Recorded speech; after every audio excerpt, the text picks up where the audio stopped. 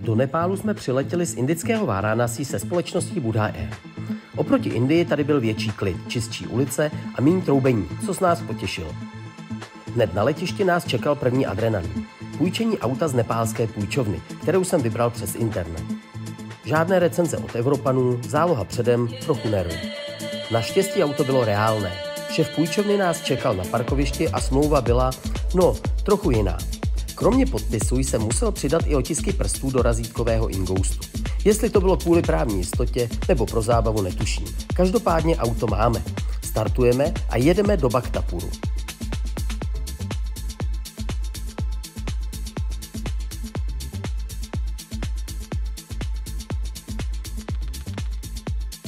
Bhaktapur je starobylé královské město, kde se zastavil čas. Jakmile projedeme branou, ocitáme se v úplně jiném světě. Žádná auta, žádný moderní schon, jen úzké dlážděné uličky plné červených cihel, ručně vyřezávané dřevěné balkony a vůně vonných tyčinek mísící se s aroma místních jídel. Bhaktapur byl kdysi hlavním městem Nepálu a dodnes si uchoval svou autentickou atmosféru. Na hlavním Durbar Square stojí nádherné chrámy a paláce, které vypadají jako z jiného století. Každý roh, každá ulička má svůj příběh. Jedním z nejpůsobivějších míst je Naitapola, 5stupňový chrám, který je jedním z nejvyšších v Nepálu. Každé patro symbolizuje různé úrovně existence a na schodech k němu stojí masivní kamenné sochy strážců, bojovníků, lvů, slonů a bájných tvorů. Je to úžasný pohled.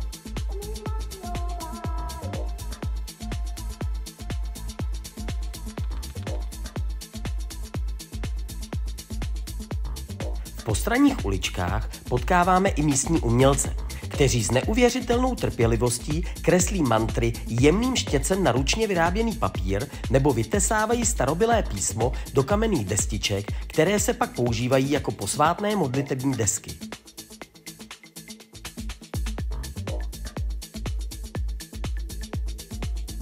Bhaktapur má něco, co moderní města ztrácejí – duši. Procházíme jeho uličkami, pozorujeme místní obyvatele, jak si tu žijí svůj každodenní život a pomalu nasáváme atmosféru. A tohle je teprve začátek naší nepálské cesty.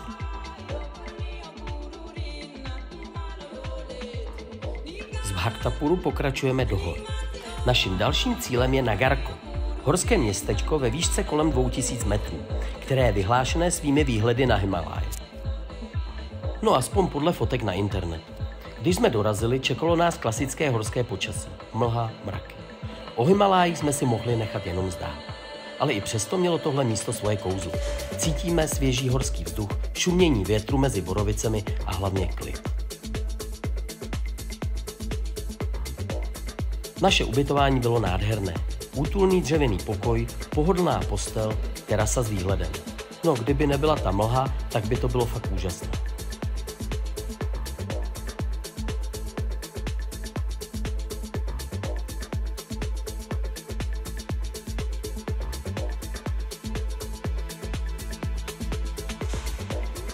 Opouštíme horské ticho Nagarkotu a horskými cestami sjíždíme zpět do údolí Katmandu, kde se znovu noříme do ruchu města.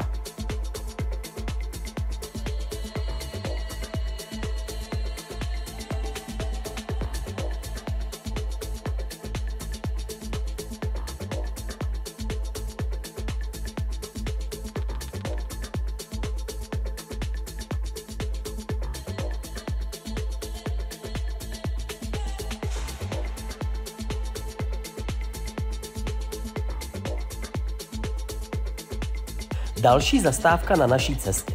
Buddhanath stupa. Tohle není jen tak ledajaký chrám, ale největší buddhistická stupa v Nepálu a jedna z největších na světě. A když se před ní postavíte, pochopíte proč. Tahle obrovská bílá kopule se zlatou věží na vrcholu je symbolem buddhismu v Nepálu a centrem tibetské komunity. Právě sem v 50. letech utekli tibetští uprchlíci, když Čína obsadila Tibet a Buddhanath se tak stal jedním z nejdůležitějších míst tibetského buddhismu mimo Tibet. Nejvíc fascinující na tomto místě je atmosféra. Kolem stupy neustále krouží poutníci a odříkávají mantry, zatímco otáčejí stovky modlitebních blínků. Nad hlavami vlají barevné modlitební vlajky, které mají přinášet štěstí a šířit požehnání do světa. A pokud se pořádně podíváte nahoru, uvidíte moudré oči Buddhy, které zhlížejí na všechny strany, symbolizují vševědoucnost a bdělost. Okolo stůpy je rušné náměstí plné chrámů, obchodů a kaváren, kde můžete pozorovat mnichy v tmavě červených rouchách, jak v klidu popíjejí tradiční tibetský čaj nebo vedou své žáky. Celé místo působí tak klidně a zároveň tak živě, že vás naprosto pohltí.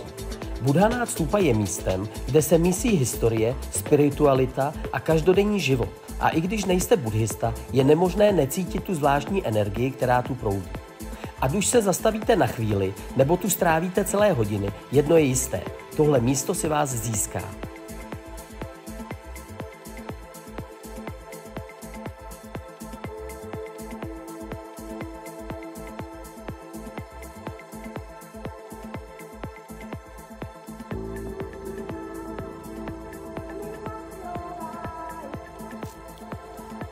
Po návštěvě posvátného chrámu už vyrážíme dál. Opouštíme Katmánské údolí a míříme směrem na Pokharu. Čekají nás úzké horské silnice, divoké scenérie, nekonečné serpentíny a taky spousta nečekaných zážitků na cestě. Pokhara je brána do Himalájí a jedno z nejkrásnějších míst v Nepálu.